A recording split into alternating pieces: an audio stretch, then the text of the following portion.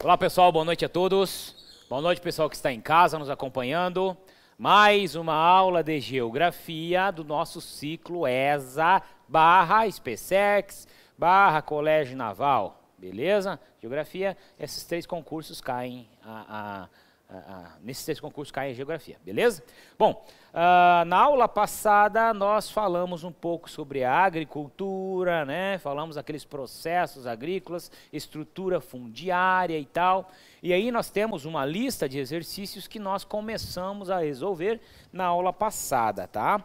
Essa é a mesma lista de hoje, tendo em vista que nós respondemos apenas até o número 5, e aí nós temos alguns exercícios para matar hoje com relação a esse assunto que nós vamos tratar hoje. Nós vamos iniciar a aula falando aqui sobre a urbanização brasileira, tá? Urbanização. Eu lembro que a ESA, a SpaceX, eles cobram bastante esse assunto, tá? Quase todos, não? Esse assunto realmente eles cobram bastante, tá? Processo de urbanização. Quando eu falo processo de urbanização, né, quer dizer que, logicamente, que ocorreram algumas fases que são importantes, logicamente, para a nossa matéria. Tá? Urbanização. Quando eu falo urbanização, eu quero dizer o quê? População urbana. Quando eu falo população urbana, eu estou falando de população que mora nas cidades, beleza? A população que mora nas cidades. E a população que mora no campo é a população rural. Pronto. Em algum momento, né, lá no princípio, né, lá no início do século XX, e antes, né, a nossa população era predominantemente rural. Quando as populações são predominantemente rurais, logicamente que a principal atividade econômica desse país é o meio rural, é a produção na agricultura, pecuária, né? E nós, até 1930, a nossa base econômica era a agricultura e pecuária. Ponto. No final dos anos 30, nós tínhamos o café como principal produto, né? E vocês lembram disso. Beleza? Bom, quando é que a população começa a ir para as cidades? Tá? Quando ela começa a ir para as cidades? Quando as cidades abrem as portas para a população. Que tipo de abertura de portas? Quando a indústria começa a se instalar, começa a ser uma realidade, e aí essa indústria ela atrai pessoas para a cidade, para trabalhar e ocupar esses empregos, né? E essa população, ela vem para as cidades com esse intuito de trabalhar, ou às vezes ela não tem outra alternativa e se obriga a ir para as cidades, né? E aí nós chamamos de o êxodo rural forçado e o êxodo rural espontâneo. A saída do campo forçadamente é quando pequenos produtores ou trabalhadores, né, do campo, que trabalhavam para outros grandes produtores, acabam perdendo os seus empregos. E quando eles perdem os empregos, é exatamente quando a mecanização rouba esse emprego. Não tem mais necessidade de ter um cara para capinar mato lá no campo, porque agora tem um trator que faz isso. Só que isso é um processo lento, né? Nós tivemos uma urbanização brasileira acelerada, mas o professor falou que é lento. Acelerar, uma urbanização acelerada, né? Mas a introdução da mecanização, ela foi um processo gradativo e tal, e assim por diante. No Brasil, ou melhor, no mundo como um todo, ou nos países desenvolvidos, as urbanizações, elas foram em processos gradativos e lentos, né? A urbanização. No Brasil, o processo foi acelerado. Quando você faz as coisas rápido, né, sem pensar muito, vamos pensar assim, sem se organizar, sem planejar, geralmente não sai muito bem feito, né? Geralmente não sai. Geralmente. É isso que aconteceu no Brasil. O processo de urbanização brasileiro ele foi acelerado, ele foi rápido e, consequentemente, as cidades não estavam preparadas para receber esse povo. O que acontece? Esse povo vai ficar na cidade, ele não vai voltar para o campo. Lá no campo é pior ainda, né?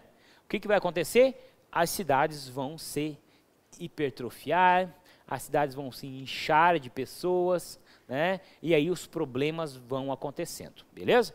Então, a título de introdução, nós temos que lembrar que o Brasil teve uma urbanização acelerada.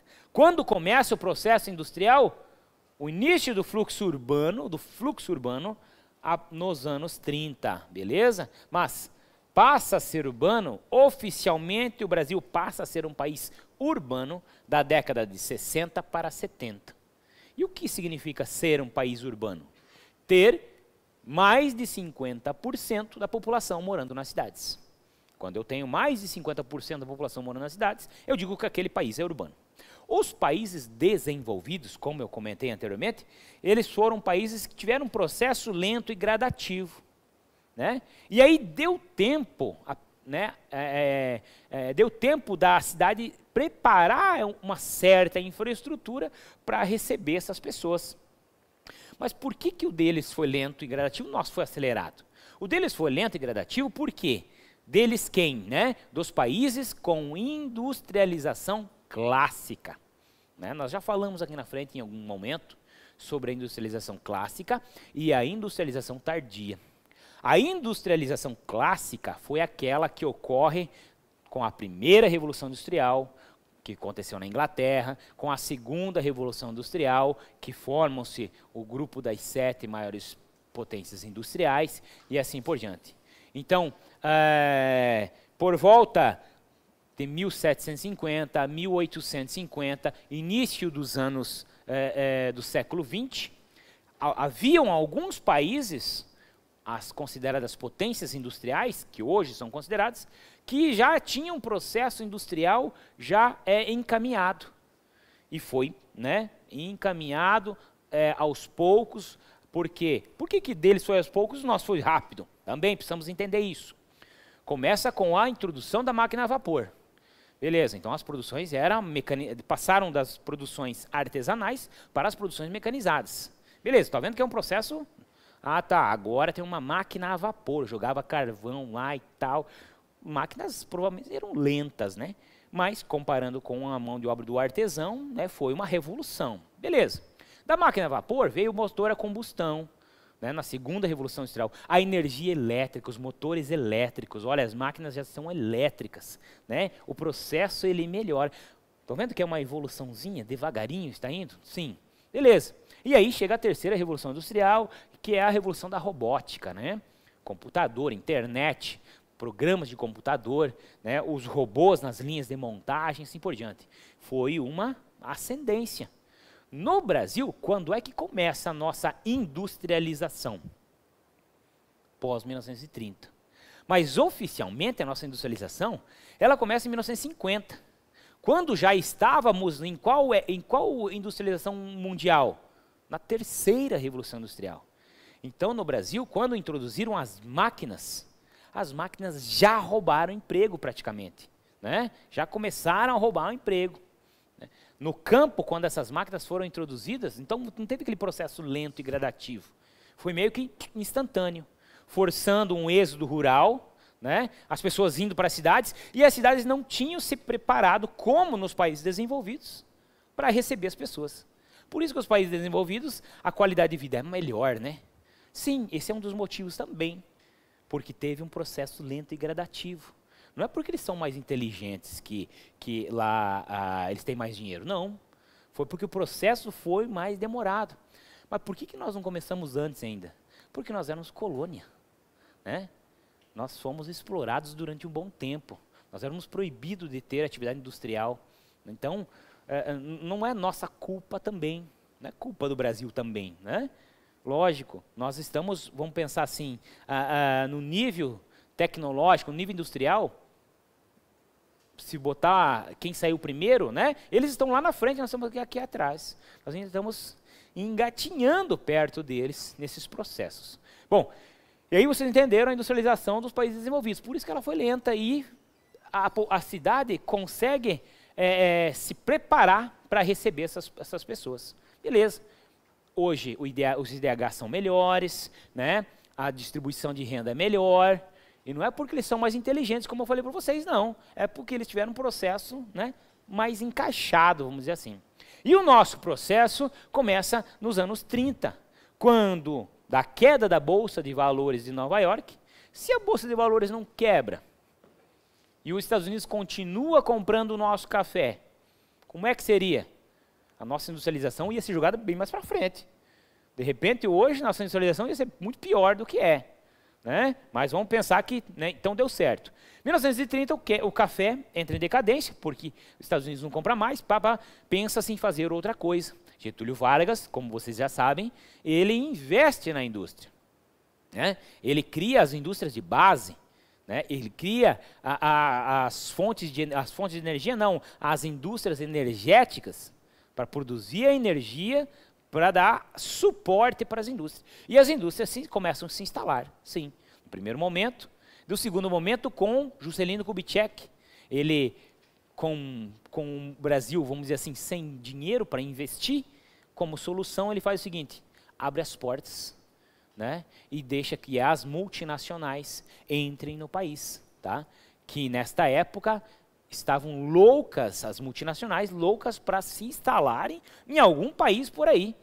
Porque uma multinacional, ela quer expandir mercado. E aí procuram países com mão de obra, né, com excedente de mão de obra, com matéria-prima, se possível, e com mercado consumidor. E o que nós tínhamos? E com facilidades fiscais. Foi o que foi fornecido para essas grandes corporações. E é o que é oferecido hoje para indústrias que estão se instalando na África e assim por diante. O próximo alvo é a África. A África tem muita mão de obra, né? A África tem mão de obra barata. Então é isso que hoje precisa-se muito. Mas depois a gente comenta mais um pouquinho sobre isso.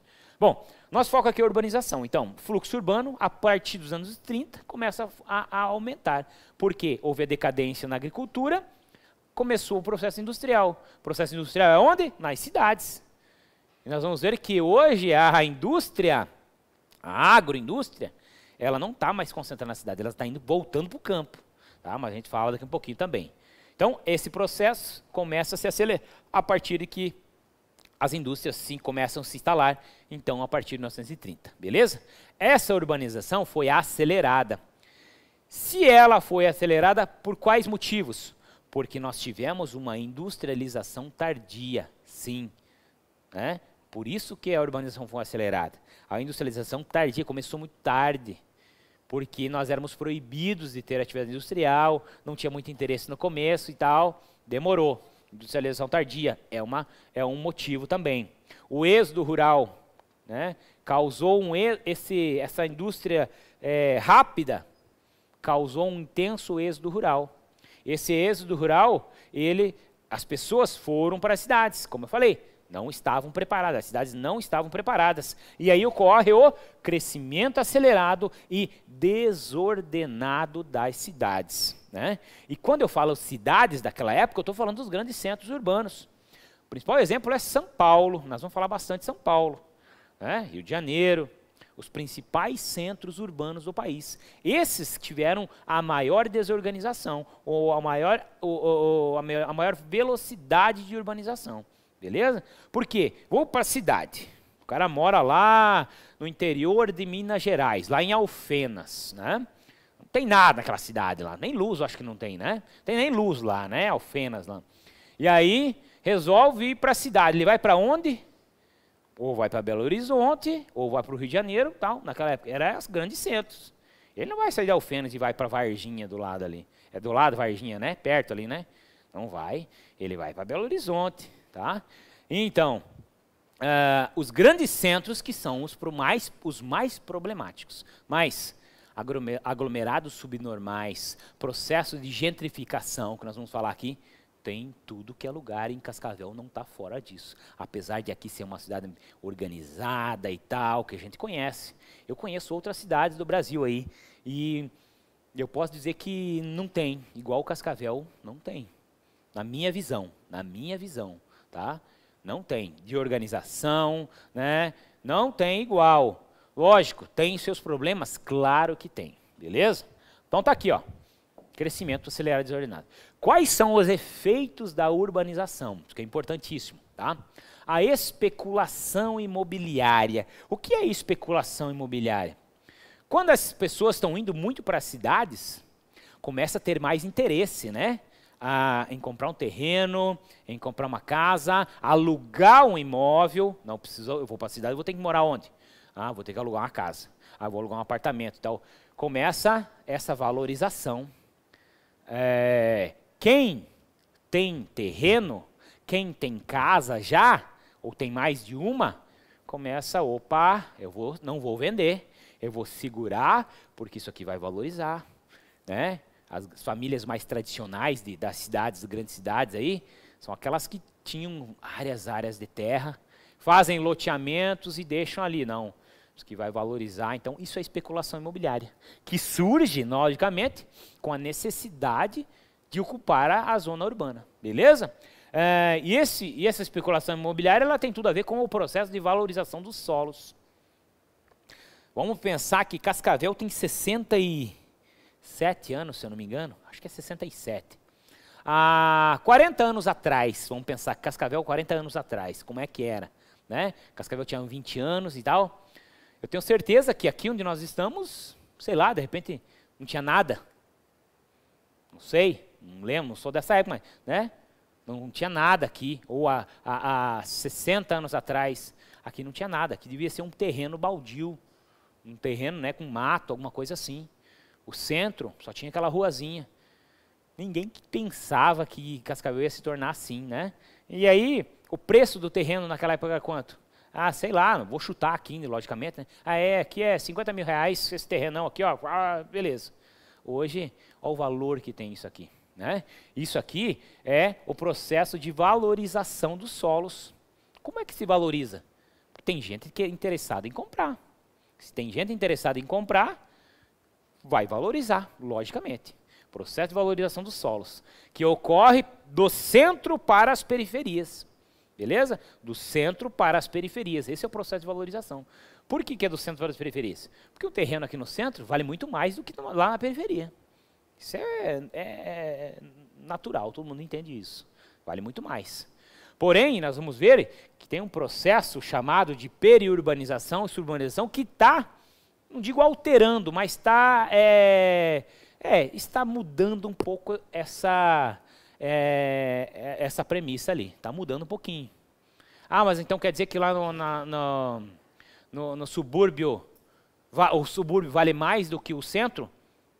Em alguns casos, pode até valer. Mas a gente vai chegar lá, beleza? Crescimento horizontal das cidades. Isso é uma consequência da urbanização. Crescimento horizontal. O que é o crescimento horizontal? Centro, aí tem os bairros, né? Aí não tem mais espaço nos bairros, os agricultores vão vendendo a sua parte de suas terras, vão fazendo loteamentos que vão sendo ocupados, e aí esse loteamento é ocupado, e aí abre um outro loteamento, um outro, ou seja, o crescimento horizontal das cidades, elas vão se expandindo, até causar um outro processo chamado conurbação, que nós vamos falar daqui a um pouquinho, tá? Mas o crescimento horizontal das cidades é um efeito da urbanização. Processo de gentrificação, tá? Eu vou falar dele depois aqui também. O processo de gentrificação é um efeito da urbanização. Aquele senhorzinho, aquele casal, né, aquela família que morava aqui lá em 1950, aqui em Cascavel, né, lá por volta de 1950, né, morava ali, passava do lado, passava uma rua de estrada de chão, que era chamada de Avenida Brasil, né? Minto, nem era Avenida Brasil, era a BR-277. Ele morava do lado ali e tal. E aí do lado tinha uma igreja, né? Uma igreja, que hoje é a igreja matriz, tinha um cara que morava ali. E aos poucos a cidade foi crescendo, tal. Esse é o exemplo de Cascavel, mas é o padrão para todas as cidades. Aos poucos essa cidade foi crescendo, e esse senhorzinho morava ali. Tal. Daí um pouco, como ele vivia era uma casa alugada, ele estava ali morando na casinha alugada dele. Alugou um pouco, surgiu um mercado, uma loja, tal, posto de combustível, igreja, e aí um prédio, fizeram um predinho do lado, um prédio pequeno, né, predinho, tal. O aluguel que ele pagava R$ 500 naquela época, nem sei, estou chutando, né?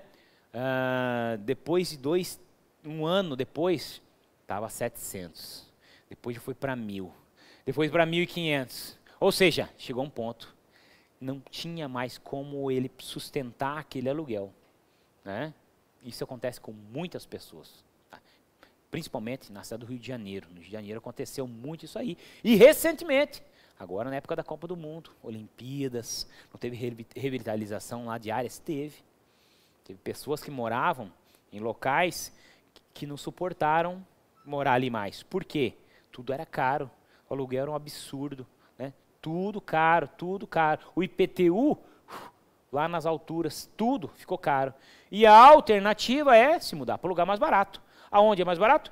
Nas periferias. Esse é o processo de gentrificação. Gentrificação, ou seja, é expulsão das pessoas dos centros urbanos, do centro, para as periferias, né? Porque não tem outra solução. Tranquilo? Consequências da urbanização brasileira.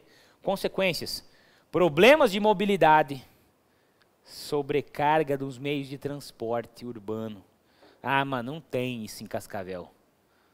Então vai ali 6 horas da tarde e fica olhando os ônibus passar ali para ver se não tem. Se não está assim, ó, lotado de gente.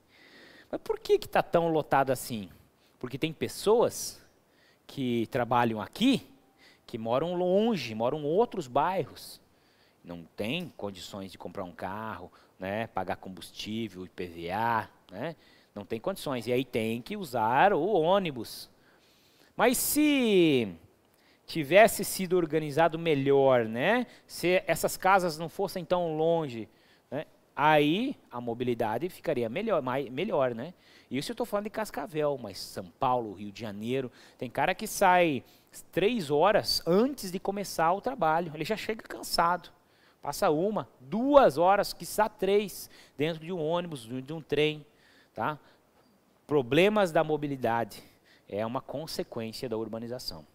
A segregação socioespacial, que nós já falamos um pouco, é as pessoas que, de menor poder aquisitivo, elas precisam trabalhar. Às vezes e o trabalho, geralmente, está no centro da cidade, os trabalhos, seja eles qual for, né? E próximo ao centro da cidade é muito caro, então eles precisam morar cada vez mais afastados. Segregação socioespacial, tá? É uma segregação que ocorre a lei do quem tem mais dinheiro, quem não tem mais dinheiro, tá? O cara tem dinheiro, o cara consegue alugar um apartamento do lado do emprego. O cara não tem dinheiro, o cara tem que morar lá do outro lado da cidade.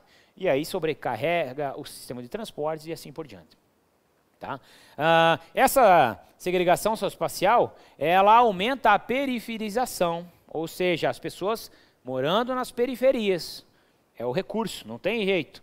E lá nas periferias, eu tenho casas que têm escritura, tenho casas que têm saneamento, não muitas, né? Mas eu tenho casas que têm isso, tenho casas que têm luz elétrica, certinho, passo uma rua, é pavimentada, tal, lá na periferia. Mas eu tenho muitas periferias, né? E muitas periferias, onde não tem rua, é um carreiro. Mal e mal passa uma patrola ali de vez em quando, uma vez por ano, e olhe lá. Não tem esgoto, não tem água encanada em muitos casos, né? Não tem luz elétrica em muitos casos, ou se tem é tudo precário, tá?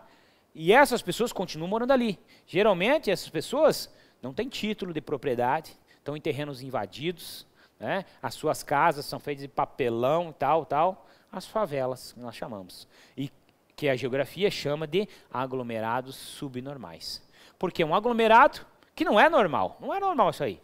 O normal seria o quê? Todo mundo com a sua casinha, né? Aquela visão utópica, né? Todo mundo com a sua casinha, entradinha para entrar o carro, um portãozinho branco, abrindo, fechando, né? A vaga do carro ali, umas florzinhas plantadas na frente. Imagina se todo mundo tivesse isso. Não é o caso. Então, por isso que nós chamamos de aglomerados subnormais. Tranquilo? Bom, essa segregação que eu falei aqui, ó, ela tem 2 modos. E esse segundo modo aqui, ele começa a ter mais ênfase agora no século XXI, tá? Primeiro, a segregação involuntária. É aquele camarada que não tem condições mesmo e tem que morar na periferia. Não tem jeito. Falta de dinheiro é a solução. Vai fazer o quê? Né? E eu tenho a autossegregação, né? Que está sendo muito comum hoje. Né? É chamada também de periurbanização ou suburbanização. Que são o quê? Hoje, os grandes centros, principalmente, né? Morar no centro da cidade não é sinônimo de bem-estar. Ali tem buzina, tem fumaça, é mais calor, né? Você tem que morar num apartamento muitas vezes, porque casa não tem a cidade, né? É mais difícil. Então, você tem uma qualidade de vida, acaba sendo pior do que nas periferias. Mas não em qualquer periferia, tá? Quando eu falo autossegregação ou suburbanização, eu estou falando dos condomínios fechados que nós temos por aí afora. Aqui na nossa cidade, a gente sabe que tem, né?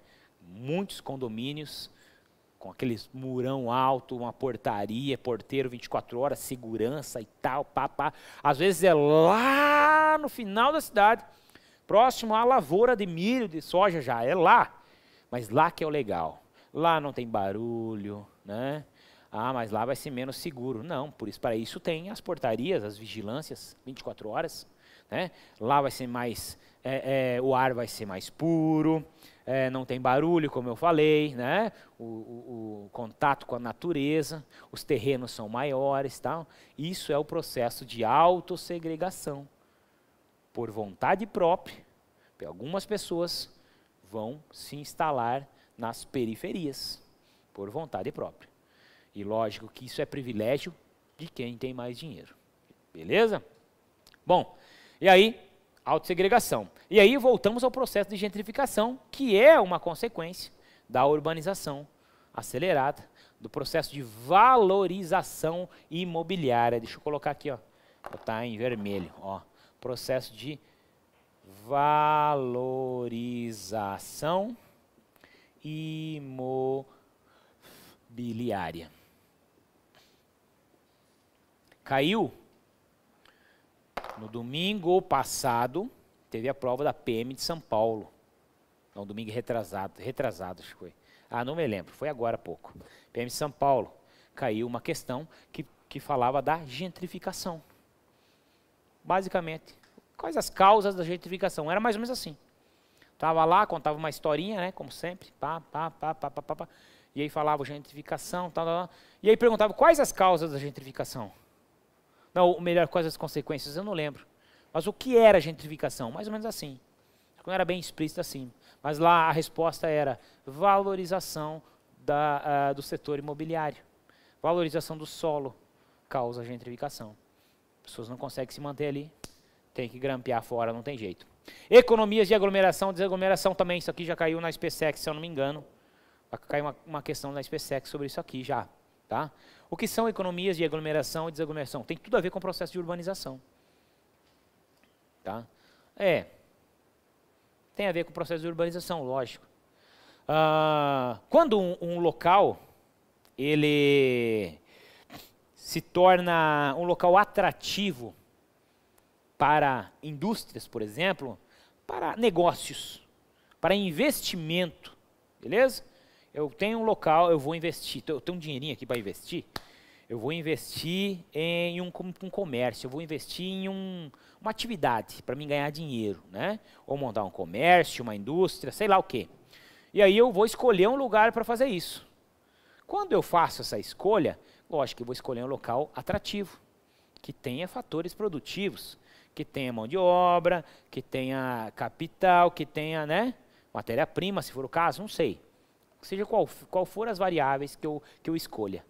Quando eu escolho esse lugar, né, lógico que muita gente escolhe esse lugar eu chamo de economia de aglomeração. Vamos pensar então São Paulo, região sudeste, vou abrir o leque aqui, região sudeste.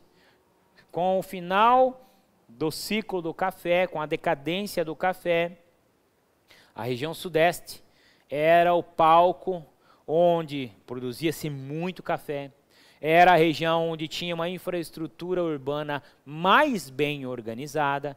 Eu tinha vias de transporte, eu tinha ferrovias, rodovias, eu tinha portos, eu tinha sistema financeiro instalado como bancos, né? Eu tinha uma estrutura que era voltada para quem? Para o café. Quando começam a instalar indústrias, como é que eu vou naquela época instalar uma indústria no centro-oeste do Brasil, se nem estradas tinha lá? Como é que eu vou instalar uma indústria lá no Rio Grande do Sul, sei lá, em Santa Catarina, se mal tinha estradas de ligação? Aquelas carreiro naquela época. Então, onde é que eu vou instalar indústrias? Aonde o acesso é melhor, aonde eu tenho essa, vamos dizer assim, essa infraestrutura montada.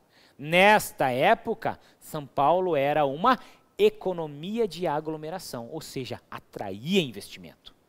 Né? Atraía investimento. Quando esta São Paulo cresce, se desenvolve, vira a maior cidade do Brasil e aos poucos vai ficando um caos urbano. Pessoas vão morar longe do emprego, tem que andar de ônibus 3 horas por dia, chegam estressadas nos empregos, né? Rendem menos, ficam doentes, ou seja, prejuízo total para o empregador, prejuízo total. O camarada encomenda uma carga de matéria-prima da indústria dele, essa carga não chega no prazo certo, porque ela pega engarrafamento, né? E demora para chegar, e só desgraceira. Esse São Paulo, desse exemplo, ele é uma economia de desaglomeração. Ou seja, não é mais atrativo montar nada ali. A ordem agora é procurar outros centros. Quando São Paulo se torna uma deseconomia de aglomeração, quando a região sudeste, São Paulo principalmente, se torna uma deseconomia de aglomeração, começa a desconcentração industrial, que nós falamos bastante e vamos continuar falando até o último dia da prova lá. Né? A desconcentração industrial, que é o foco. As indústrias procurando outros centros, procurando outras economias de aglomeração. Beleza? E tudo, nós falamos, como consequência final, eu trouxe aqui essa palavra chamada macrocefalia urbana, que também vem muito em concurso. O que é a macrocefalia urbana? É o inchaço das cidades. Inchaço. Quando uma coisa é inchada demais, é porque a coisa está errada, né? Dá uma batida da cabeça numa pedra, ver se não vai inchar. Se inchou, está errado. Então, macrocefalia, né? O inchaço das cidades não é normal. Beleza? Não é normal. Tranquilo? Bom, urbanização. Isso aqui, ó, é só para que vocês entendam como se deu o processo de urbanização, quais os efeitos, quais as consequências, e é isso que vai cair na prova de vocês, nesse primeiro momento. Agora nós vamos falar do processo de urbanização, da evolução das cidades. E dentro da evolução das cidades, o processo de evolução das cidades, eu tenho assim, as cidades evoluem, sim, mas evoluem de que forma? Ficam maiores? Também, né? Mas evoluem como forma de ficar mais importante. As cidades elas vão ficando cada vez mais importantes. Elas vão tendo cada vez uma importância maior perante outras que estão ao redor. Que tipo de importância? Fluxos financeiros de pessoas, capitais, né? Informações partem de uma cidade para outras. Cidades menores vão ficando dependentes de um grande centro. Cascavel, por exemplo. Cascavel é uma referência no setor de saúde, né? E vocês sabem, clínicas, hospitais e tal. Tem muita gente que mora na região aqui que vem consultar, vem fazer exames aqui em Cascavel. Isso no setor de saúde. Educação, faculdades, universidades, né? Muita gente de fora vem estudar aqui. Então, é uma referência? É uma referência. Essa cidade, ela é hierarquicamente superior às demais, que eu falei que são dependentes? São, logicamente que sim. Cascavel, como por ser uma cidade mais estruturada, ela é o centro, por exemplo, de segurança pública. Vamos pensar, batalhão de polícia militar. Não é toda cidade que tem batalhão de polícia militar. Né? São algumas cidades. Quais são essas cidades? As mais importantes. E aí esse batalhão, aí eu desloco uma patrulha para tal cidade, né, um pelotãozinho na tal cidade e assim por diante. Tá? Então, Cascavel é uma cidade que tem influência sobre outras, beleza? Esse é o processo de evolução das cidades, e vamos falar disso aí. Tá, antes disso, vou falar isso aqui, ó, vou falar do espaço urbano. Espaço urbano metropolitano.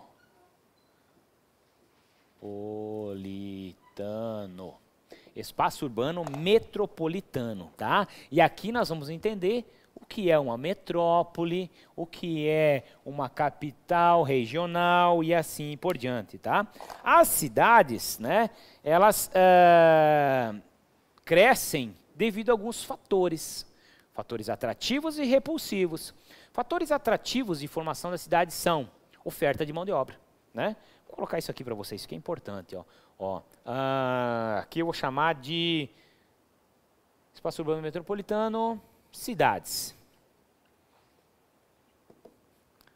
Fatores atrativos. Vou botar assim, crescimento das cidades.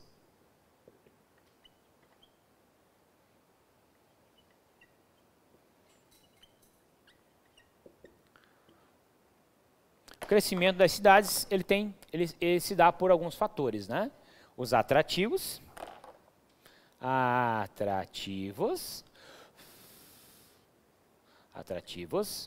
e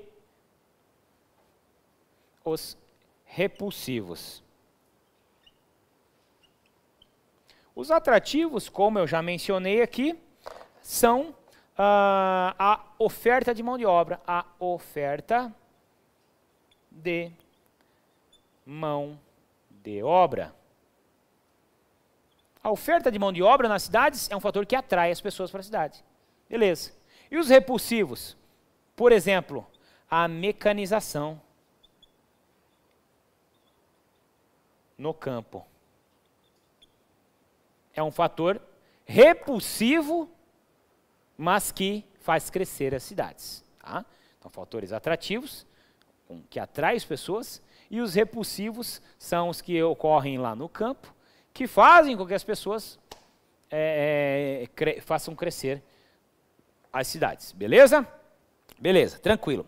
Aí nós temos mais um conceito chamado de rede urbana. Rede urbana. O conceito de rede urbana é o conceito ligado à interligação estabelecida entre as cidades. Essa interligação que eu acabei de mencionar para vocês, da importância de uma cidade ser universitária, de uma cidade ser forte no ramo de saúde, né, educação, tal, comércio, tá? Nessa importância, as cidades vão criando cada vez mais fluxos entre elas, o que chama-se de rede urbana, essa interligação. Imagina se todas as cidades fossem autônomas, produzissem tudo o que precisam, tivessem saúde para todo mundo, tivessem educação para todo mundo, ninguém ia vir para Cascavel, só que nasceu aqui mesmo, né? As cidades seriam praticamente do mesmo tamanho, né? Não ia ter fluxo, não ia ter essa rede urbana que nós temos hoje, beleza? Então, rede urbana é isso aí, é a interligação, deixa eu botar em vermelho aqui, ó, interligação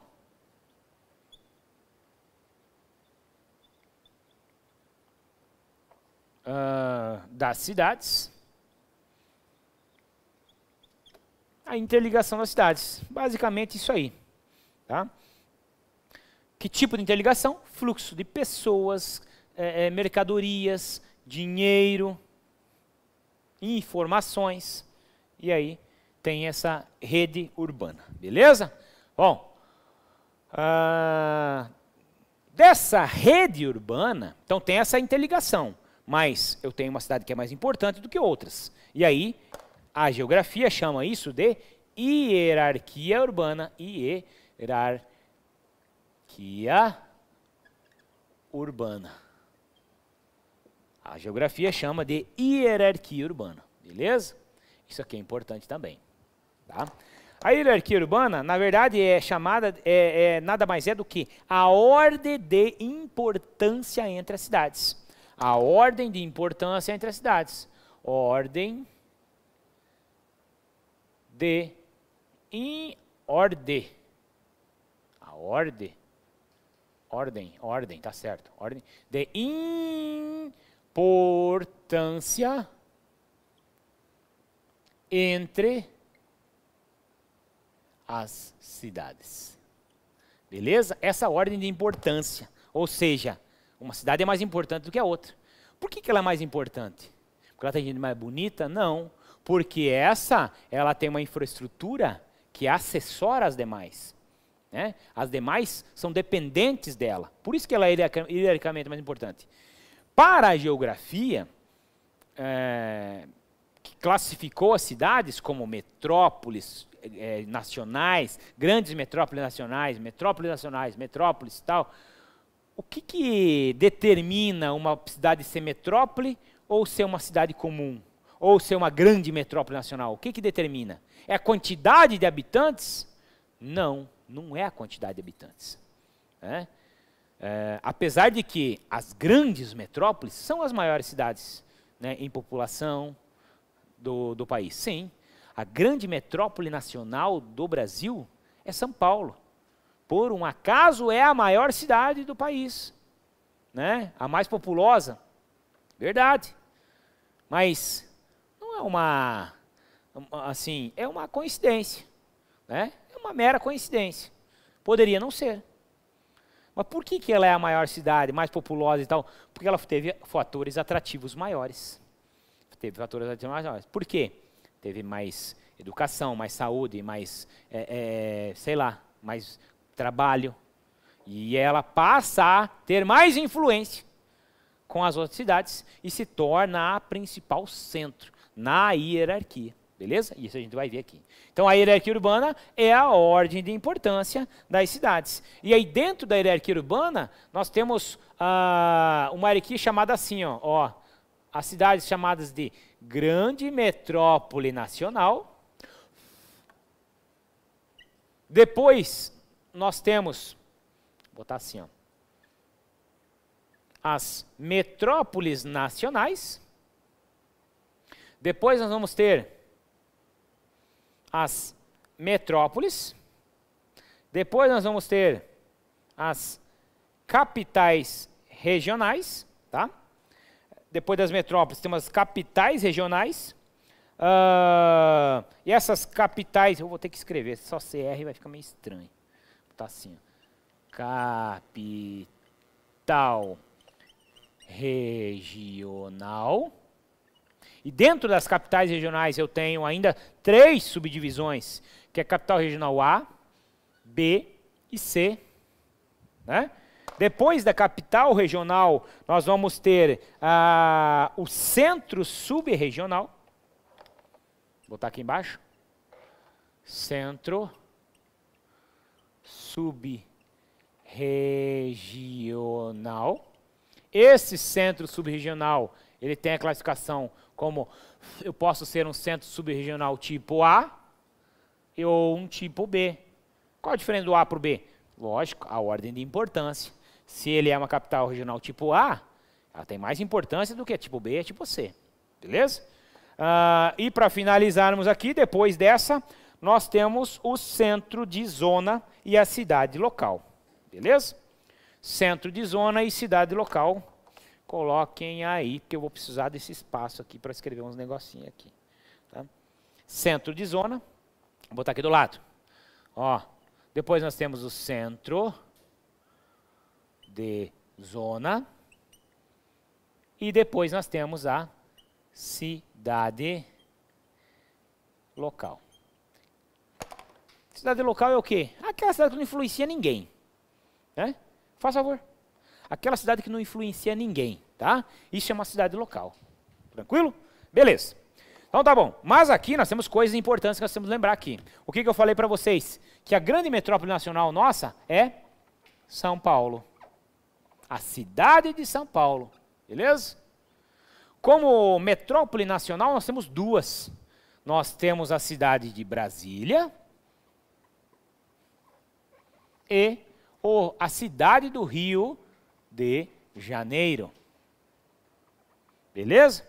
E como metrópoles, nós temos outras 12 cidades, que são, vou botar todas elas aqui, tá? Nesse espacinho aqui. Que são, vou botar assim, ó. Tá? Vamos lá. Manaus, Belém,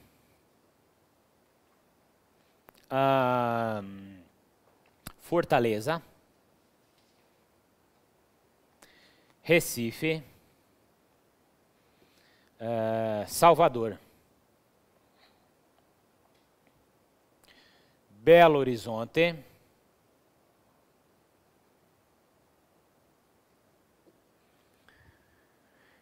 Vitória,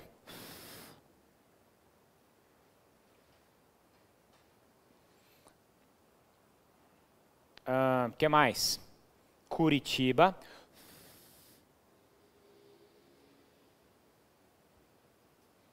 Florianópolis,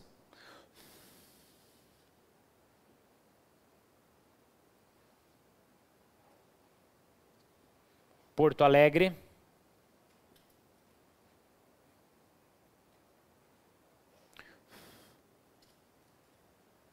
e Campinas.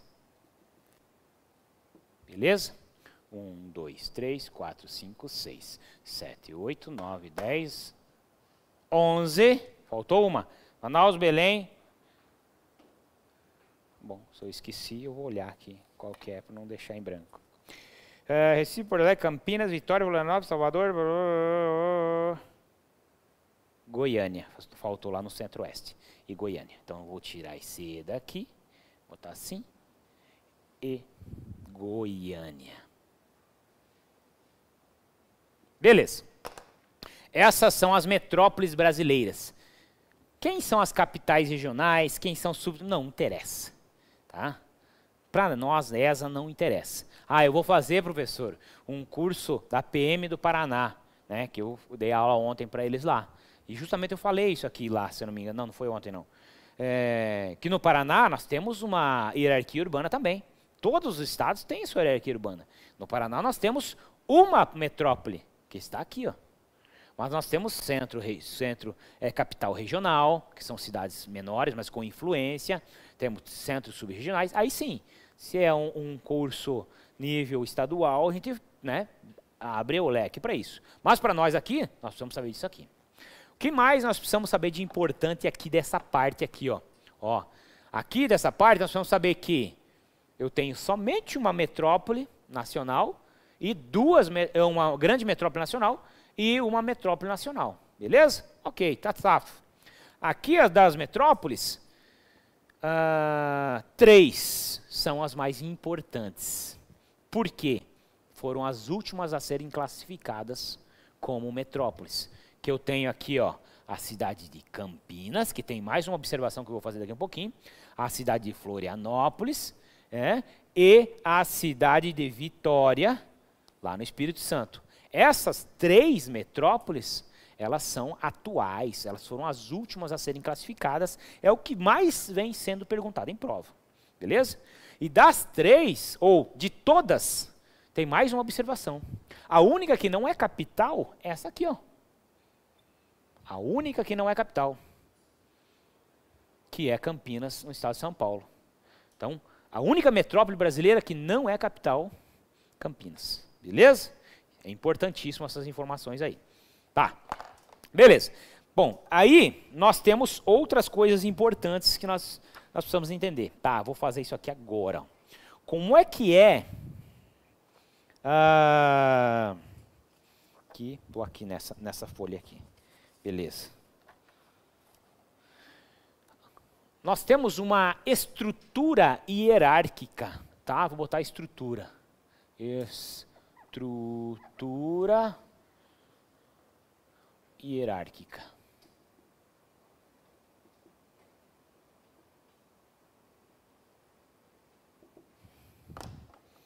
essa estrutura hierárquica, nós temos dois padrões, um antigo e um novo, tá? A estrutura hierárquica, na verdade, é a comunicação entre as cidades, tá? Essa comunicação entre as cidades. Como é que era antigamente, né? Eu tinha uma grande metrópole nacional, eu tinha uma metrópole nacional, eu tinha uma metrópole, eu tinha uma capital regional, eu tinha uma cidade local e eu tinha, vou botar aqui para finalizar, uma vila, uma vilinha lá, né, distritozinho. Antigamente, né, no esquema clássico, isso aqui eu vou chamar de esquema clássico, é o que esquema clássico, né, de comunicação entre as cidades. No esquema clássico de comunicação entre as cidades, era isso aqui. Se o cara lá da vila queria alguma coisa da metrópole, ele ia, se comunicava com a cidade local, com a capital regional, com a metrópole, tal, tal. Era assim. Por quê? Os meios de transporte não eram eficientes, os meios de comunicação não eram eficientes. Não tinha estrada para chegar, às vezes, lá na metrópole. Não tinha. Tu tinha que ir aqui, passar uma por uma para ir lá, né? Mas, atualmente, com a globalização, com a evolução tecnológica, evolução dos meios de transporte e tudo, o esquema mudou. Agora nós temos o esquema atual. Bem chamado de moderno, mas atual, vamos deixar aqui. Como é que é o esquema atual hoje? Hoje nós temos uma grande metrópole nacional, beleza? Tá aqui a bichona, grande metrópole nacional. Aí nós temos uma metrópole nacional, uma metrópole, né? Aqui ó, a comunicação, aqui a comunicação. Aí temos uma capital regional, nós temos aqui ó, uma cidade local, a vila eu nem vou pôr, tá? Só para que vocês entendam. Beleza, essa é a comunicação, ou seja, uma se comunica com a outra. E todas se comunicam com a metrópole, devido à facilidade dos meios de comunicação e fluxos de informações e transporte e assim por diante, tá? Isso aqui cai em prova, tá? Isso aqui cai em prova. A diferença, por que era assim? Porque tudo era mais difícil, as comunicações eram mais difíceis. Agora não. Com a internet, por exemplo, eu estou lá na cidade local, eu estou lá na vila, lá no interior do interior. Eu estou lá em Alfenas, lá no fim do mundo. Estou lá em Alfenas, né? E eu consigo comprar um tênis da Nike, lá da Centauro, né? Aquela loja lá grandona lá e tal. Quando que a Centauro vai montar uma loja lá? Nunca na vida, né? Nunca. Né? Mas eu consigo comprar, porque eu tenho essa facilidade, ó, os meios de comunicação. Mas tá, consegui comprar uma coisa, e vai chegar? Vai! Porque os meios de transporte também estão evoluídos, beleza? Esse é o esquema atual, tranquilo? Desculpa aí o pessoal de Alfenas aí, tá? É a primeira cidade que me veio na cabeça, assim, né? Cidade pequena e tal, é a primeira que me veio, beleza? Tá bom. É a cidade onde veio a Serlanzinha aqui, ó. Serlanzinha ali, né? A Serlânia. Serlânia é o nome dela, Serlânia. Veio de lá, beleza? Tá bom. Tá, agora nós vamos falar do seguinte. Do processo de evolução das cidades. Processo de... E está quase acabando. Daí nós já vamos para outras coisas, né? Evolução das cidades. Isso aqui cai muito também em prova, tá? Dades. Falando nisso, eu tô bem sem hora, tô bem sem relógio aqui, ó. Vamos ir falando quando dá a hora do intervalo aí. Falta 40 minutos aí. Tá de boa, tá? Processo de evolução das cidades. Esse processo de evolução das cidades, né? Ele tem algumas características, né? Eu tenho nesse processo cidades que são mais influentes. Eu tenho as cidades influentes e eu tenho as cidades chamadas cidades periféricas. Beleza? Cidades influentes e cidades periféricas. Influentes. Isso é importante porque às vezes vem na tua questão, a cidade tal considerada influente, ou a cidade periférica tal, às vezes vem na prova. Se é uma cidade influente, ela é uma cidade com uma hierarquia superior. Se ela é uma cidade periférica, cidades influentes são cidades onde a tecnologia é mais avançada, né? O sistema de transporte é mais avançado.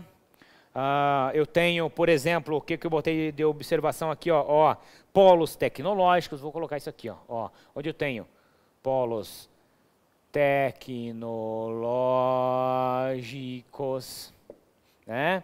Eu tenho, nessas cidades fluentes, centros financeiros importantes, centros financeiros, bolsa de valores, bancos e tal, negócio top, sabe?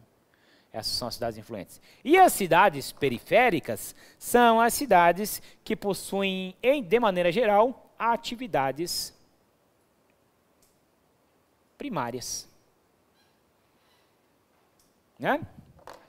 Atividades primárias, por exemplo, baseada na agricultura, baseada na pecuária, né, no extrativismo, nesse sentido, beleza? Essas são as cidades influentes e as cidades periféricas. E do processo de evolução das cidades, nós temos uma coisa que é chamada de conurbação. Conurbação. União física entre duas cidades. União física entre duas cidades. Tá, beleza. Mas Cascavel faz fronteira com Toledo. Faz fronteira com Toledo? Não faz. Mas não tem processo de conurbação ou tem processo de conurbação? Não tem. Se eu falei que é união física entre duas cidades. O que é união física? Onde acaba uma, começa a outra. Mas se eu for até Toledo, eu vou chegar um momento que vai acabar Cascavel e vai começar Toledo. E por que não é conurbação? Por isso que eu digo, eu falei união física entre duas cidades. E o que é cidade? A região rural de Cascavel é cidade? Não é, tá? Ali é município. Eu tenho o município de Cascavel e eu tenho a cidade de Cascavel. São coisas diferentes, tá? E eu tenho o município de Toledo e a cidade de Toledo. São conurbados? Não, não são. Porque as cidades não se encontram. Agora, o crescimento dessa cidade vai vindo, dessa vai vindo aqui, dessa vai vindo aqui. Quando se encontrarem, eu digo que existe uma conurbação. Muito comum em grandes metrópoles. Né? Região do ABCD Paulista. Região metropolitana de Curitiba. Aqui nós não temos conurbação, né? Região, sei lá, uma outra metrópole que vocês lembrem de cabeça, que tem uma cidade que é próxima, que não dá para identificar. Por exemplo, São Paulo, né? Vou voltar a São Paulo. Estou lá, centro da cidade de São Paulo, e aí vou tantos quilômetros para lá. Eu já entrei em Osasco, eu já entrei em Barueri, eu já entrei em, sei lá, em Diadema e tal. Ou seja, não dá para identificar onde é que eu estou. Não dá. Estou aqui não, aqui é Osasco, aqui é Osasco. A não ser que eu olhe uma placa na rua que tem ali, sei lá, mas visualmente não dá para identificar. Isso é conurbação, tá? É o crescimento horizontal das cidades até o momento que elas se encontram. Conurbação. Cai muito em prova esse processo de conurbação. Tranquilo? Não é difícil, como vocês já sabem. É fácil de entender, mas não pode ter dúvida desse processo de conurbação. Do que é conurbação, né? Geralmente é isso.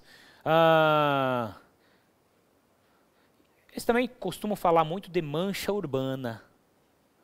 Mancha urbana. O que é a mancha urbana? É uma conurbação? Mancha urbana é a mesma coisa que conurbação? Pode ser, tá? Mancha urbana é quando eu vejo, né, aonde está a cidade. Estou viajando de avião, de noite, por exemplo, né? E aí eu olho para baixo ali, eu fiz assim, como se estivesse pilotando, né? Eu estou ali, eu olho para baixo de noite, vejo aquelas luzinhas lá, ó. Aquilo ali é uma mancha urbana. Mas estão conurbadas aquelas cidades? Eu não sei, não estou vendo, né? Mas sim, eu posso ter a união de duas cidades, eu posso ter uma conurbação e chamar de mancha urbana, sim. Mas eu tenho uma grande cidade, né? Cidade, não estou falando de município, é cidade, porque é visível, por causa das luzes e tal. Aquilo ali é uma mancha urbana, beleza? Fácil, conceito fácil, mas para que vocês não confundam com conurbação. Uma conurbação é uma mancha urbana, mas uma mancha urbana pode não ser uma conurbação, beleza? Então preste atenção nesses conceitos aqui. Tá, eu ia botar mais o conceito de periurbanização e suburbanização, mas eu já coloquei anteriormente, né? E agora eu vou colocar outros conceitos importantes aqui, ó. Um conceito chamado de...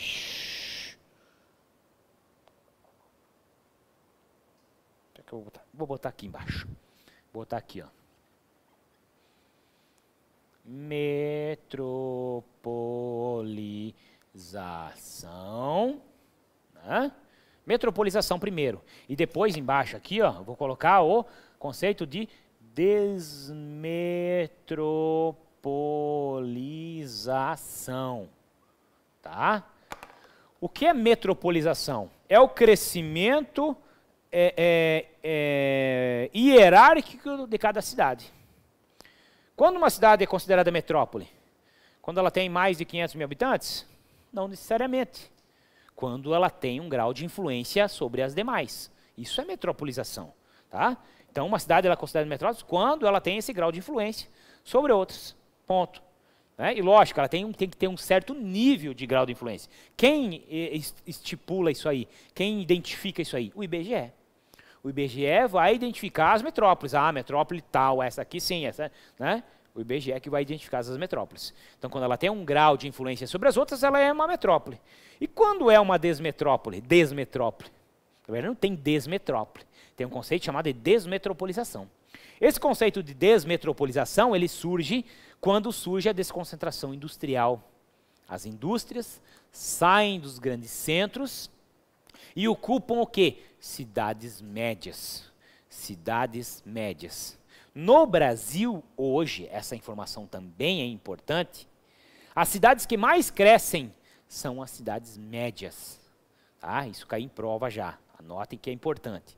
No Brasil, as cidades que mais crescem são as cidades médias. Por que são as cidades médias que crescem mais? Porque é lá que são as economias de aglomeração. É lá que as indústrias estão se instalando. Se elas estão se instalando, estão atraindo pessoas para lá. Sim, essas cidades estão crescendo. Mais do que as próprias metrópoles, porque elas são economias de aglomeração.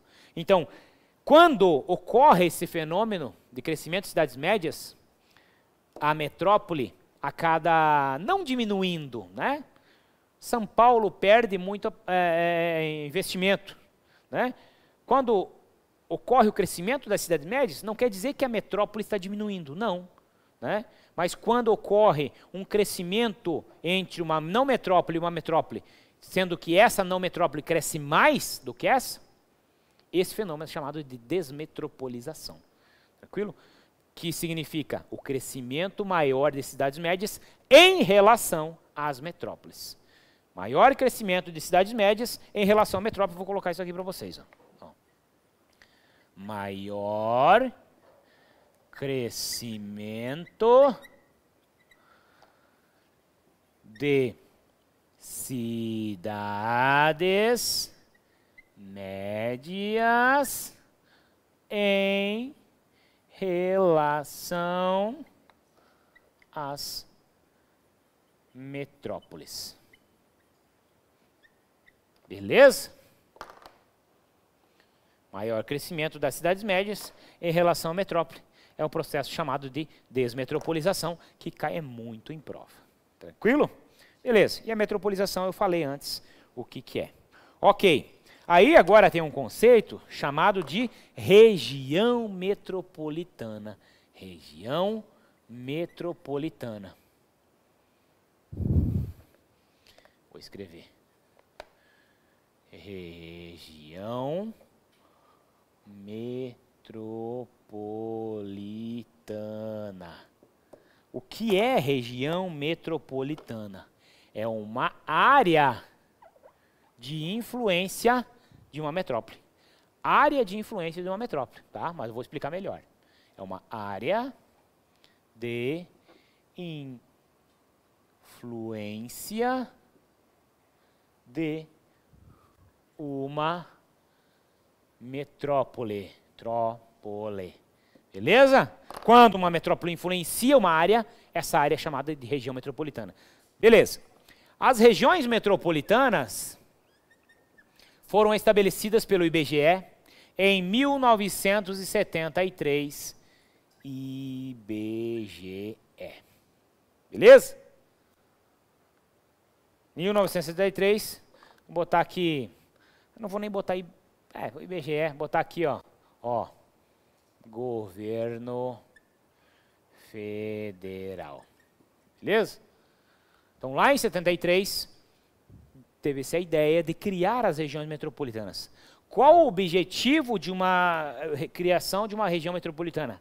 Facilitar a administração.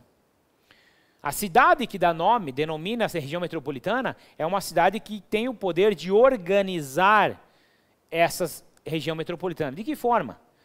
Quando uma região é considerada região metropolitana de um estado, ela recebe recursos para isso. Não recebe recursos só para a cidade, mas sim para a região inteira. Mas que tipo de recursos voltados a mobilidade urbana? Já ouviram falar em o metropolitano, não sei do que, o ônibus, né? Metropolitano de tal. Quer dizer que esse ônibus, ele circunda toda a região metropolitana. Mas tem alguém que vai pagar. Quem que vai pagar? A região metropolitana, que recebe dinheiro para isso. Segurança pública, saúde, saneamento básico, companhias de energia, também podem atender regiões metropolitanas, e não somente uma cidade. Né? Comungam serviços, o conceito de região metropolitana, então, é comungar serviços comuns, os que eu falei para vocês aqui. Beleza? Regiões metropolitanas foram estabelecidas em 1973 pelo IBGE, na época pelo governo federal. Ok, mas em 1988, pela Constituição Federal de 1988, a nossa última Constituição Federal, passa aos estados o poder de criar regiões metropolitanas. Então, quem cria uma região metropolitana? O Estado, o próprio Estado. O governo do Estado, ele analisa ali e tal. Acho que eu vou criar uma região metropolitana de Cascavel. Sim, porque Cascavel influencia as outras ali e tal. Beleza, criei a região metropolitana, eu vou destinar um recurso para a região metropolitana de Cascavel. Para que ela use esses recursos na mobilidade urbana, no saneamento básico, tá? E essas coisas aí. Para toda a região. Esse recurso não é só para a cidade de Cascavel, é para a região como um todo. Então, qual a função delas? Facilitar a administração. Beleza? Ok. Então, temos as regiões metropolitanas. O que mais que nós temos? Megastar. Das regiões metropolitanas, nós temos as megacidades. Um outro conceito chamado de megacidades. Né? Megacidades. O que são megacidades? Cidades com mais de 10 milhões de habitantes. Cidade com mais de 10 milhões de habitantes é considerada uma megacidade. No Brasil, nós temos 2 megacidades consideradas. Tá? Eu tenho São Paulo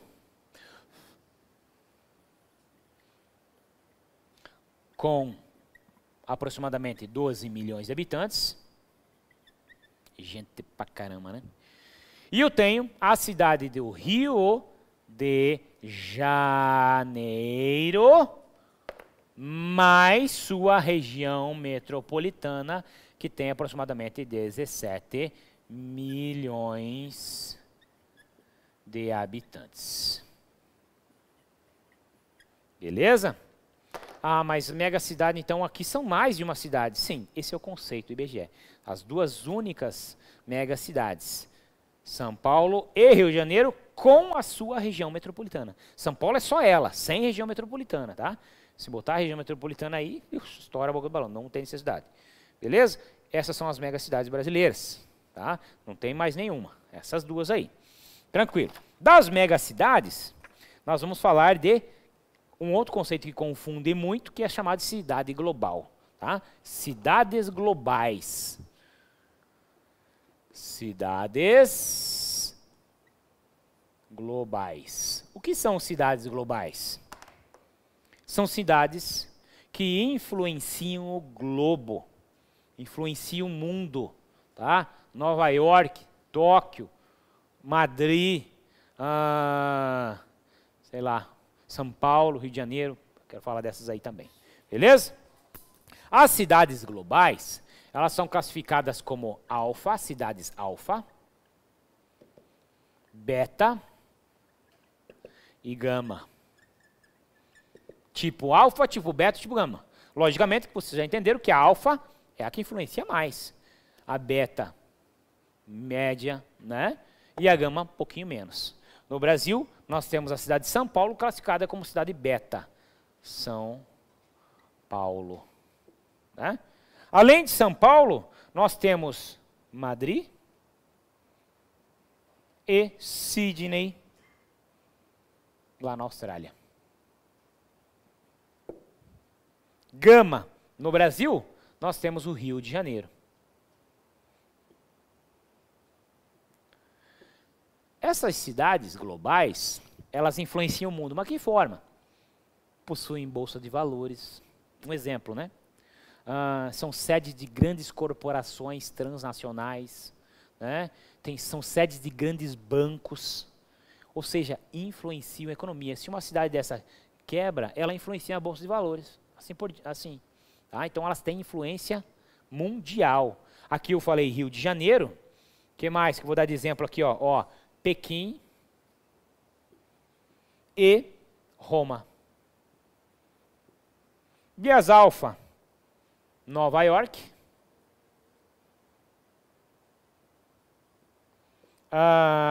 Londres. Tóquio. Londres e Tóquio.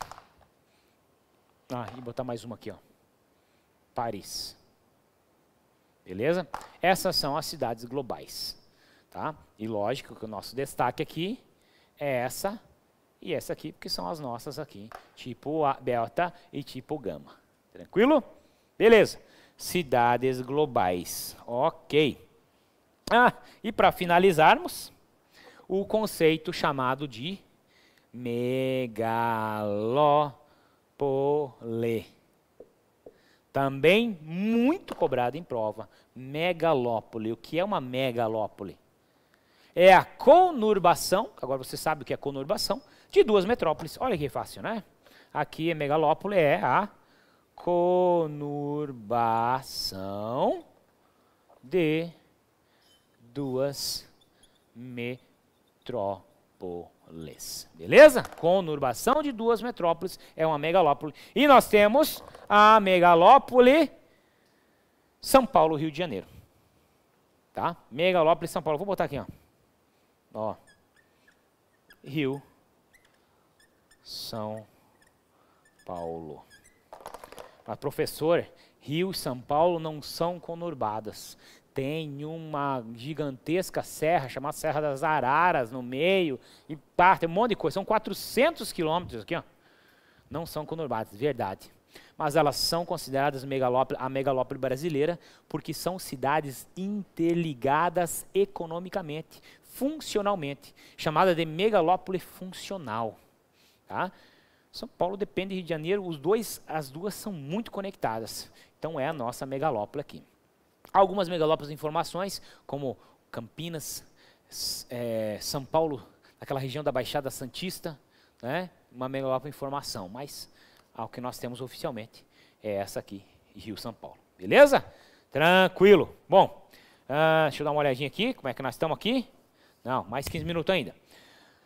Nosso próximo assunto aqui, que vai tratar ainda disso aqui, vai ser centralidade e gestão de território. Caiu já na prova da SpaceX uma questão sobre esse assunto. Centralidade e gestão de território. O que é isso? As cidades, algumas cidades possuem nível de centralidade, poder de influência sobre outras. Mas já foi falado disso aqui? Não, mas é um conceito que o IBGE traz, conceito de centralidade. Fluxos comerciais, informacionais, né, de pessoas, mercadorias, cidades exercem. No Brasil, nós temos 60% das cidades que não exercem poder de centralidade e 40% das cidades brasileiras exercem poder de centralidade. Tá? Então, o nosso novo assunto aqui chama-se centralidade e gestão do território.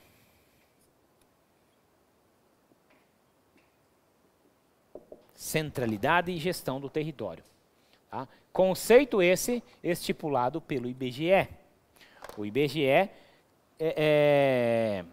cria esse nível de centralidade. Baseado em quê? 2 parâmetros importantes, tá?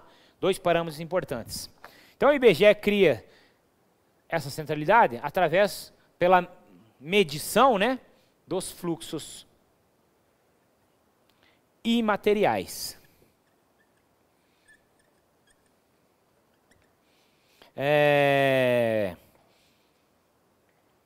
E também fluxos imateriais, vou botar embaixo aqui, pela capacidade de comando e controle. Capacidade de uma cidade comandar outras, organizar, tá? E controlar essas cidades. Beleza? Exatamente 39,6% das cidades possuem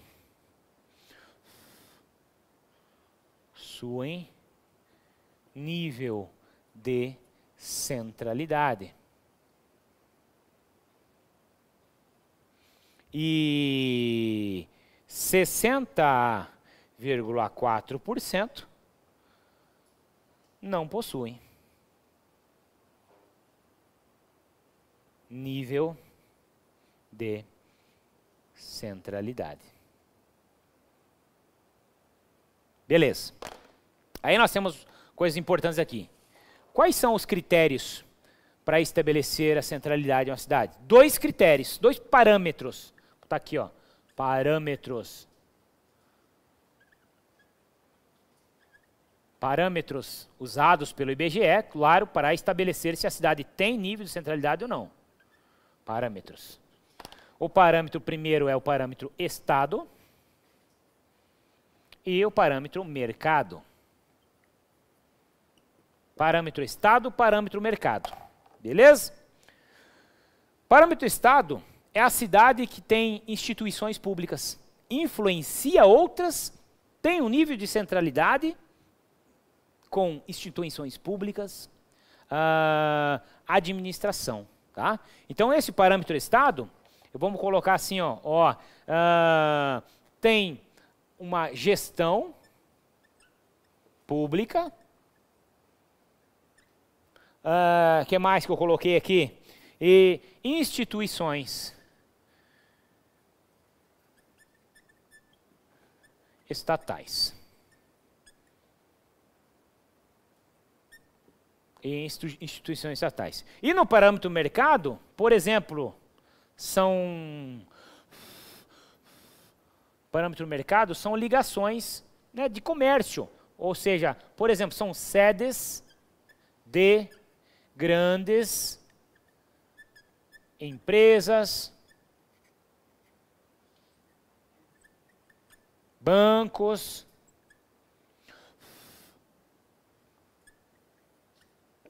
e assim por diante. Beleza? Sedes de grandes empresas, bancos e assim por diante. Como principal exemplo, nós temos no parâmetro Estado, gestão pública, instituições. Quem é a cidade que mais tem gestão pública sobre o Brasil? Qual a cidade? Brasília, sede do governo. Então, a cidade de Brasília é a com maior parâmetro Estado. Brasília. E, no parâmetro mercado, a cidade de São Paulo.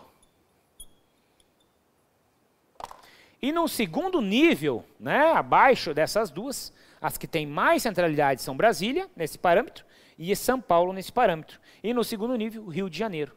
O Rio de Janeiro, ele se destaca no parâmetro Estado ou mercado? Nos dois. Né? Nos dois. Por quê? No Estado, foi capital do Brasil por muito tempo, então ela ainda tem essas marcas ligadas às instituições públicas. E no parâmetro mercado, por estar ligado ao estado de cidade de São Paulo, a megalópole ali, tal, né? Então ela se destaca no segundo patamar. Essas são as principais cidades com nível descentralizado no Brasil. Beleza? Mas quais são as outras? São 39%. Menos essa aqui, 39%. E as outras que não têm, 60%. Tranquilo? Isso aqui que importa para vocês, que vocês têm que lembrar na hora da prova ali. Beleza? Ok. 7, 8, 9. Aqui. Ó. Bom, para nós finalizarmos, nós vamos falar agora da região integrada de desenvolvimento econômico. Também já caiu na prova da SpaceX. A região integrada de desenvolvimento econômico, chamada de RIDE. Tá? Região integrada de desenvolvimento econômico, chamada de RIDE. O que é essa região integrada de desenvolvimento econômico? É uma região análoga à região metropolitana. Porém, engloba unidades federativas distintas, diferentes. Beleza? Qual é o papel? Vou botar mais uma aqui. Análogo a regiões distintas. Com função específica de desenvolvimento econômico. Com função específica de desenvolvimento econômico. Para que serve uma região metropolitana mesmo? Para desenvolver, melhorar a administração, serviços de saúde, transporte, segurança, tal, administração pública, pá. Aqui, a RIDE tem a função exclusiva de desenvolvimento econômico. Então, todos os investimentos que as RIDES recebem e investem são voltados ao desenvolvimento da economia. Não querem saber de bem-estar social da população, de mobilidade, tal, não. É parâmetro econômico. Essa é uma diferença básica. Tá? E outra diferença é que engloba UFs distintas. Então, as RIDES são criadas por lei federal. Tá? UFs distintas. Eu posso ter uma RIDE que engloba o município, o estado do Paraná e o estado de Santa Catarina. Né? Não temos, mas poderia ter. Não temos. E nós temos algumas RIDES importantes. A primeira RIDE criada foi a RIDE chamada de Distrito Federal e Entorno, 1998. Tá? Vou botar embaixo aqui, ó, a RIDE DF, e entorno, englobando o Distrito Federal, o estado de Goiás e um pedacinho do estado de Minas Gerais. Então, engloba esses três aqui, né? É um setorzinho lá que avança DF, entorno, né? Goiás e Minas Gerais, algumas cidades, não todo o estado, algumas cidades próximas, tá? A essa região. Não é todo o estado de Minas Gerais, não é todo o estado de Goiás. É uma regiãozinha próxima ali que é beneficiada pela RAID criada lá em 1998. Temos outras RAIDs aqui, ó, mais uma RAID aqui, ó. Em 2002,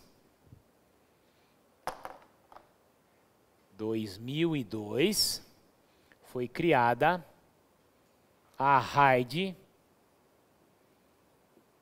chamada de RAID, vou botar assim, ó. Polo Petrolina Juazeiro,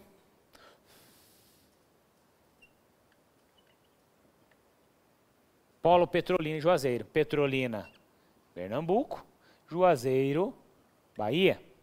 O que desenvolve nessa região? O que nós temos importante nessa região aí? Petrolina e Juazeiro. Nós temos o Vale do São Francisco. Produção frutífera, de flores, vinhos, tá? Rota do vinho, está crescendo muito, Rota do Vinho. Vi uma questão recentemente, 2019, 2020, não lembro, que trata desse polo Petrolina e Juazeiro e destaca a Rota do Vinho ali. Beleza? Não sei se ela não está no nosso exercício aí, mas depois a gente vai ver. Tranquilo? E também em 2002, teve a RAID Grande Teresina, lá no Piauí. RAID Grande Teresina, no Piauí, que vai englobar algumas cidades do Piauí, do Maranhão e do Ceará. Grande Teresina. Tranquilo? Essas são as RAIDs brasileiras. E mais dois projetos de construção em 2009, que é a RAID Carari-Araripe, lá no polígono da Seca, e a RAID Bico do Papagaio, que é uma RAID que fica na região do Bico do Papagaio e a sede seria na cidade de Marabá, não oficializadas ainda, tá? Então ia pegar essas RAIDs aí. Mas essas são as mais importantes aqui, essas 3 RAIDs no Brasil, tá? Nas perguntas, né, geralmente eles não perguntam quais são as RAIDs, eles querem saber mais o que é uma RAID, tá? Isso é mais importante. O que é, qual a função, tá? Então a função é importantíssimo. E distinguir, porque quando eles forem perguntar para vocês, eles vão colocar ali região metropolitana, o conceito de região metropolitana e o conceito de RAID, um do ladinho do outro. Qual é as distinções? UFs distintas e para o desenvolvimento econômico. Essa é a diferença da região metropolitana. Beleza? Tranquilo? Matei a guerra, foi pro abraço. Tranquilo, moçada? Olha, que excelente, né? Terminamos aqui essa parte de urbanização. É bastante coisa, mas também não é tanta coisa assim. Tá? Depois do intervalo, nós vamos voltar, vamos fazer alguns exercícios. Eu preciso fazer alguns exercícios com vocês ali. Ou não? Acho que não, né? Eu preciso ainda falar dos blocos econômicos. Mercosul, tá? Vou falar do Mercosul, acho, depois, para começar nos exercícios, porque já de cara já tem questão de Mercosul, de blocos econômicos ali. Beleza? Vamos tomar um cafezinho rapidinho, depois do intervalo a gente volta para falar dos blocos econômicos, e aí sim fazemos um exercício ali. Tranquilo? Valeu!